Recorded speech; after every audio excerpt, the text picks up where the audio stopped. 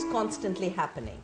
And seed is the ultimate embodiment of continuous creation. In one little seed is an entire tree, and not just one plant, hundreds and thousands, but even more importantly, not just plants for the next generation, but plants forever. Because from the seed comes the seed, comes the seed, comes the seed. In our language, we call seed bij. Ja is life, and B is that in which life arises on its own forever. And when we sow a seed, we say a very simple prayer. May this seed be exhaustless. Because seed is not supposed to get exhausted. So the two very unique characteristics of seed are, one, to regenerate, and the second is to multiply. So it's in the very nature of seed to never run out. Now that's how nature has constantly created enough for people's need and enough for the future. And there's been no difference between the seeds and grains we eat and that which we save for seed in an ecological farming. Now, as long as farming was done for food and for taste and was done so farmers have livelihoods, that's how it worked. You grew a crop, you saved some seed, you ate the rest, and you continuously had food.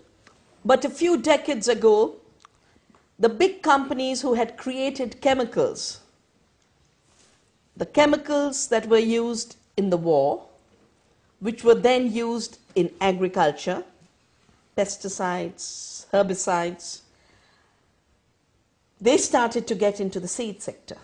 And they said, it's not fair that farmers save seeds because they're stealing from us, because we could make all this money. And that's how the corporations think just now. They first work out how they could make money, and if they can't, they define that as theft. I'll give you an example. Canada did not want to sell its water. Company wanted to buy its water and sell it in California.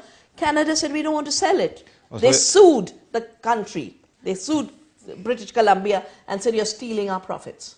Now, these chemical companies did the same with seeds. They said, we have to have laws that prevent farmers from saving seeds.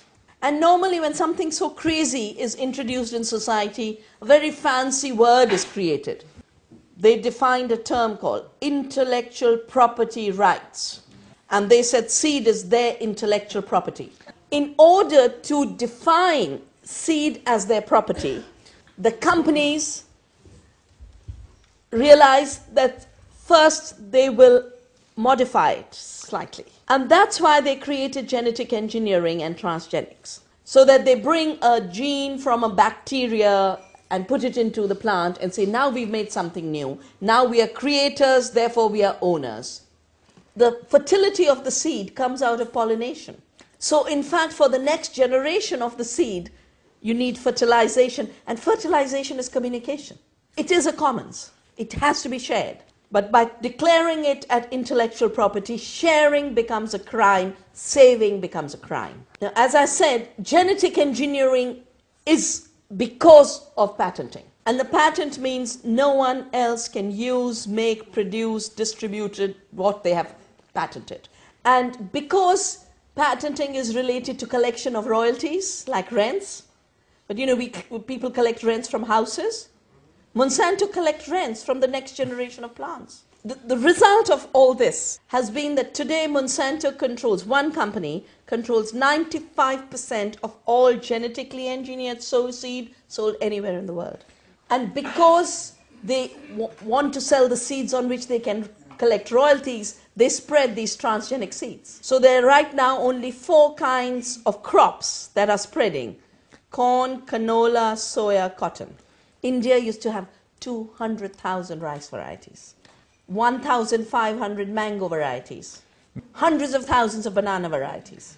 All that diversity disappears because everything's becoming corn and soya, corn and soya, corn and soya. Because the whole idea of genetic engineering was to own seeds and life, now the companies don't have to use the argument that they have engineered a plant. They're just taking over ownership of plants. And these companies are now buying up all the local seed companies so that there's nothing but a monopoly. Only 5 companies control all the seed supply of the world. But seed is what makes food. So when you control the seed, you control the food. But because this is now about profits, someone has to pay for those profits. When nature gives us the seed, it doesn't collect a rent from us. When I go to seed collections with farmers, they share it freely. So seed which belong to the farmers as a whole, as a community, now becomes property for which the farmers must pay the royalty to the company. And in conditions like India, a farmer who has to pay 10 times more for seed, and every year, because now seed is non-renewable, rather than renewable, it's been made non-renewable, the farmers are pushed into debt. 200,000 Indian farmers have committed suicide because they were deeply indebted because of these seed monopolies.